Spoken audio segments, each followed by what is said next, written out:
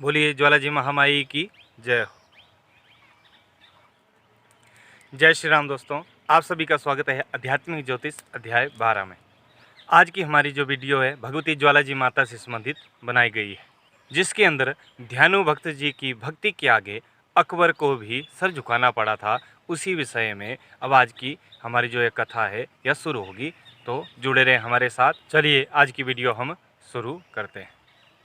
भारतवर्ष के अंदर हिमाचल प्रदेश के कांगड़ा से 30 किलोमीटर दूरी पर स्थित है भगवती ज्वाला महामाई का मंदिर। हर प्रकार के कष्टों से यह छुटकारा देने वाली भगवती आदिशक्ति स्वरूपा है, जोतों वाली ज्वालाजी भगवती। भारतवर्ष में जब मुगलों का शासनकाल था उस समय की यह घटना है। उस समय दिल्ली का सम्राट अकबर हुआ करता था। उस समय ब्रज के नंदौर ग्राम निवासी भगवती ज्वालाजी माता का सेवक ध्यानु नाम का एक भक्त रहता था। उस भक्त की यही आदत थी, प्रति वर्ष बहुत सारे माता के भक्तों को इकट्ठा करता और एक यात्रा इत्यादि निकालता और बहुत सारे भक्तों को इकट्ठा करके भगवती ज्वालाजी माता के दर्शन के लिए ज्वालाजी धाम हिमाचल की ओर प्रस्थान करता था। लेकिन अब मुगलों का शासन प्रारंभ हुआ, इस समय भी अभी बहुत सारे भक्तों को 1000 से ज़्यादा भक्तों को इकट्ठा करके भगवती ज्वाला महामाई के दर्शन के लिए चल पड़ा। लेकिन जैसे ही दिल्ली के अंदर प्रवेश किया, चांदनी चौक में पहुंचा, वहां पहुंचते ही क्या हुआ, इन्होंने विचार किया कि इतने भारी लोगों की संख्या इकट्ठी करके कहीं ये हमारे ऊपर आक्रमण करने के लिए तो नहीं आ रहा है। पूरे जांच परख करने के लिए सबसे पहले इन्हें रोक लिया। पर उन सभी ने देखा कि ध्यानु जी इन सभी के मुखिया हैं, इसलिए ध्यानु जी को अकबर के पास ले गए कि यदि अकबर जी कहेंगे कि आपको जाने की आज्ञा है तभी आपको आगे भेजा जाएगा, नहीं तो आपको यहीं से वापस लौटना पड़ेगा। ध्यानु भक्त जी को अकबर के पास ले जाया गया। जैसे ही अकबर के पास ले जाया गया तो अकबर ने कहा कि तुम इतने सारे संख्या में लोगों को इकट्ठा करके कहाँ जा रहे हो। तब ध्यानु भक्त ने कहा, मैं भगवती ज्वाला महामाई के दर्शन के लिए जा रहा हूँ। ये सारे भक्तों की जो तुम भीड़ देख रहे हो ये सभी माता के सेवक हैं, भक्त हैं, ये सभी भी माता रानी के दर्शन के लिए जा रहे हैं। तब अकबर ने कहा कि तुम्हारी माता रानी क्या कर सकती है, क्यों उसके पास इतने दूर जा रहे हो। ध्यानु भक्त जी बोले कि जिस माता का मैं सेवक हूँ, जो कि हिमाचल में कांगड़ा में स्थित है और जिसे जोता वाली मैया भी कहा जाता है, हर प्रकार की मनोकामना मनुष्यों की वो माता रानी पूरी करती है। इस पूरे ब्रह्मांड को, पूरे संसार को पैदा करने वाली भी वही माता है और उसका पालन पोषण करने वाली भी वही माता है तथा संहार करने वाली भी वही माता है। तो अकबर कहने लगा कि हम कैसे मान लें कि ऐसी कोई माता है, ऐसी कोई आपकी माई है जिसके द्वारा आपकी सभी मनोकामना पूर्ण हो जाती हो। भला ऐसा भी कभी होता है? यदि ये बात सच्ची है तो मैं उस माता की परीक्षा लेना चाहता हूँ। तब अकबर ने क्या किया कि ध्यानु जी का जो घोड़ा था उसका सर काट दिया। यदि तुम्हारी माता के अंदर शक्ति है तो अपनी माता से जाकर कहो कि माता, इस घोड़े का सिर जो अकबर ने काट दिया है, इस सिर को पहले के समान ही इसके धड़ से जोड़ दो। यदि आपने ऐसा कर दिया तो मैं आपकी शक्ति का चमत्कार मान लूँगा, नहीं तो ध्यानु भक्त तुम्हें भी और साथ ही साथ तुम्हारे साथ जितने भी ये माता के सेवक आए सबके सिर में कटवा दूंगा, सबको मार डालूंगा। तो ध्यानु भक्त जी ने विचार किया, लगता है आज माता रानी मेरी परीक्षा लेना चाहती है। तब ध्यानु भक्त जी कहने लगे, ठीक है, आपने जैसा कहा वैसा ही होगा, लेकिन पहले मुझे माता रानी के दर्शन के लिए आप भेज दीजिए। जब माता रानी की मैं दर्शन करूंगा, पूजा अर्चन करूंगा, तब माता रानी से प्रार्थना करूंगा और माता रानी अवश्य ही मेरी इस बात को सुनेगी और इस घोड़े का सिर धड़ से जरूर लगेगा। उस समय अकबर ने सोचा जो ये ध्यानु है यह यहाँ से भागने की युक्ति निकाल रहा है, तो क्या किया, उसे दी लोहे की जंजीरें शरीर में डाल दी और अपने सेवकों से कहा, इस घोड़े को भी साथ ले जाओ और इस ध्यानु भक्त को भी साथ ले जाओ और माता रानी के उस धाम पे पहुँचो, उस स्थान पे जाओ और जाकर देखो कि यदि यह घोड़ा पुनः जीवित हो जाता है, पहले के समान हो जाता है, तब तुम इन्हें छोड़ देना और अन्यथा अगर ऐसा नहीं हुआ तो सबके सिर तुम काट देना, सबको तुम मार डालना। तब इसके पश्चात ध्यानु भक्त जी पहुंच जाते हैं माता रानी के दरबार में। तो गले में अनेक प्रकार की लोहे की जंजीरें हैं, पूरा शरीर लोहे की जंजीरों से भरा हुआ है। ऐसे उस शरीर के साथ, उन जंजीरों के साथ ध्यानु जी माता रानी के दरबार में पहुँच गए। माता रानी की पूजा अर्चना की, प्रार्थना की कि हे माता रानी कृपा करो, मुझे दर्शन दो, मेरी मनोकामना पूर्ण करो। वह अकबर जिसने मेरे उस घोड़े का सिर काट दिया, वो कहता है तुम्हारी जो यह माँ है अगर इस घोड़े का सिर वापस लगा देगी तभी तुम और तुम्हारे इन सेवकों को, तुम और तुम्हारे इन भक्तों को मैं छोड़ दूंगा, नहीं तो सबको मार डालूंगा। माता रानी अगर मेरी बात होती तो कोई बात नहीं, लेकिन मेरे साथ आपके ना जाने कितने भक्त आए हैं आपके दर्शन करने के लिए, इन सभी की आपको रक्षा करनी होगी। तो इस प्रकार से प्रार्थना करते हुए, ध्यान करते हुए समय व्यतीत होता गया। 1 घंटे 2 घंटे न जाने, प्रातः काल से शाम हो गई, शाम से फिर सुबह हो गई, लेकिन माता रानी ने आगे से कोई भी जवाब नहीं दिया और ना ही वो घोड़ा ठीक हुआ। जब यह सब हुआ तो वहाँ पर अकबर के जो सैनिक आए थे सभी हंसने लगे कि देखो कैसा पाखंड इन लोगों ने फैलाया हुआ है, और देखो एक माई का नाम लेकर के, ज्वाला माई का नाम लेकर के देखो किस प्रकार से मूर्ख भक्ति में लगे हुए हैं। यहाँ पर कोई शक्ति नहीं, कुछ नहीं है।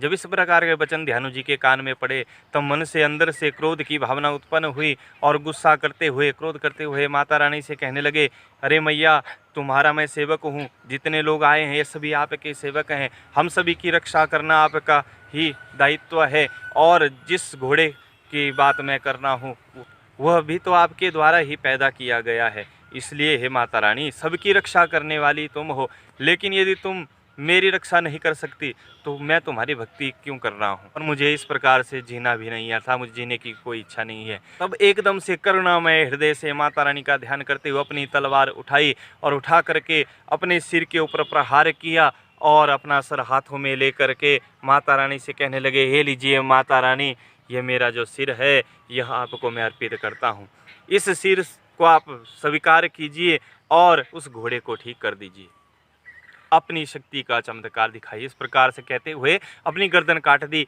अपने हाथों के अंदर लेकर के माता रानी की ओर सौंप देता है। जब यह सब घटना हुई तभी तीव्र गति से आंधी चलने लगी, आकाश में बिजली इत्यादि चमकने लगी, और एकाएक ज्वाला जी जो ज्योत वाली मैया का दिव्य स्थान है, उस दिव्य ज्योति के छोटे से प्रकाश से एकदम से लौ की ज्वाला भड़क उठी और उस ज्वाला के अंदर केवल मात्र ध्यानु जी को माता रानी ने दर्शन दिए, और दर्शन देकर ध्यानु जी को आशीर्वाद दिया, और ध्यानु जी का जो सर था वह पहले के समान लग जाता है। माता रानी ने कहा, जो तुम्हारा घोड़ा था उसका सर भी धड़ से लग गया, तुम जाकर देख सकते हो और मैं तुम्हें आशीर्वाद देती हूँ। तब ध्यानु जी ने कहा कि माता रानी, हर भक्त आपका ऐसा नहीं होगा जो सर काट करके आपको सौंप दे, इसलिए माता रानी इतनी भक्तों की परीक्षा मत लिया करो और साधारण रूप में ही भक्तों की सेवा पूजा स्वीकार किया करो। तब माता रानी ने ज्वाला जी धाम में कहा कि मैं साधारण रूप में यदि कोई नारियल की भेंट भी मुझे देगा वह भी मुझे स्वीकार होगा, या माता रानी के भोग के लिए जैसा भी निवेद्य अर्पित करेंगे उसी से मैं प्रसन्न हो जाया करूंगी। अब इतनी कठोर परीक्षा मैं किसी की नहीं लूँगी। और ध्यानु जी को आशीर्वाद दिया। ध्यानु जी ने माता रानी को प्रणाम किया। हर तरफ जय ज्वाला माई, जय ज्वाला महामाई इत्यादि प्रकार से माता रानी के जय जयकार चलने लगे। तो जैसे ये सारी घटना हुई तो अकबर तक संदेश पहुंचा। अकबर भी अपनी सेना के साथ वहां पर पहुंचा। तो अकबर ने क्या विचार किया, अरे भारतवर्ष के अंदर ज्वाला जी माई नाम की ये देवी है, ये देवी यदि घोड़े का कटे हुए सिर को जोड़ सकती है तो ये तो कुछ भी कर सकती है। ऐसा उपाय करना चाहिए कि यह धार्मिक पीठ ही बंद हो जाए, ताकि यहाँ पर लोगों का आना जाना बंद हो जाए और इनकी शक्ति क्षीण हो जाए, तभी हमारी राजस्व होगी, तभी हमारी उन्नति होगी।